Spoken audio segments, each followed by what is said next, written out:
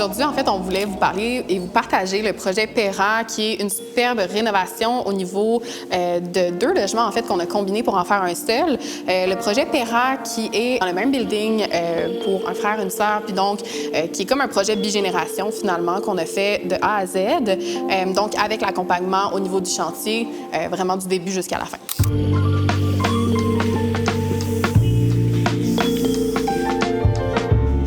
Le mandat initial, en fait, au niveau du client, ce qu'il avait demandé, c'était une rénovation majoritairement au niveau de la cuisine, qu'on voulait faire un réaménagement, puis évidemment, changer un petit peu les matériaux qu'on avait, qui étaient existants, au niveau de la salle de bain aussi. Puis étant donné qu'on prenait 2 logements puis qu'on les combinait, c'est là où j'arrive avec le fait que c'était un peu plus majeur que seulement une rénovation de cuisine-salle de bain, parce qu'on en avait 2 des 2 côtés. Donc le but, c'était de rendre tout l'espace super fonctionnel pour les clients, en combinant les espaces existants, justement en regardant plusieurs possibilités au niveau de l'aménagement de la cuisine numéro 1 versus la deuxième, laquelle est plus intéressante à conserver.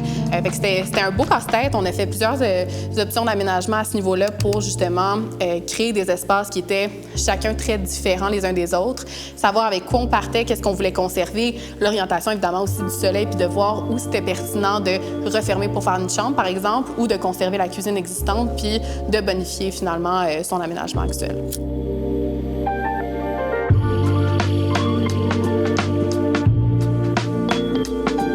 La première chose qu'on voulait donner dans l'espace à première vue, c'est avoir un sentiment un peu de légèreté, fait un sentiment d'ouverture, vraiment se sentir bien et vraiment pas un peu squeezé, parce qu'on se rappelle qu'avant, c'était comme vraiment 2 logements qui étaient comme assez restreints.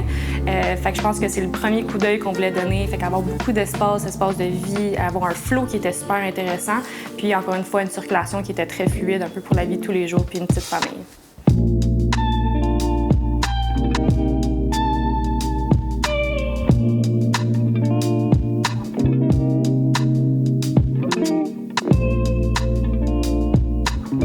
Le plan d'aménagement qui a été retenu, finalement, c'est celui où, quand on entre directement, bien, on est évidemment face au grand couloir. On a la salle de bain qui est donc à l'extrémité droite, puis on a la cuisine qui est à l'extrémité gauche.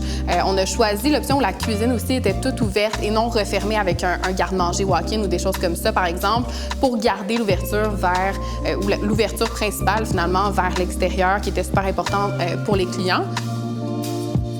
Je pense que le but en combinant les 2 logements ensemble, c'était clairement d'aller chercher plus d'espace. Fait qu'on voulait garder l'aspect d'avoir un super grand corridor. Le flow, c'est quelque chose à laquelle on a vraiment pensé justement parce qu'ils reçoivent beaucoup d'invités. Fait qu'on voulait avoir une cuisine qui était fonctionnelle, mais qui permet aussi d'être capable de circuler facilement en ayant beaucoup de personnes à l'îlot. Fait que vraiment de ne pas se sentir super pris dans l'espace. Fait que je pense que d'avoir le corridor dans lequel il donne accès à la cuisine par 2 endroits, ça permet justement d'avoir une circulation qui est super fluide et agréable. On voulait garder l'aspect très vaste de l'espace, aéré et aussi très lumineux, en fait. Là, c'était super important de garder cet aspect-là. Donc, on est allé avec une matérialité qui est un peu plus vers, justement, le bois pâle à grandeur. Donc, autant au niveau du plancher qui est plus en chêne blanc que dans la cuisine, quand on a choisi, justement, les revêtements au niveau des armoires. On voulait garder un aspect très minimaliste aussi.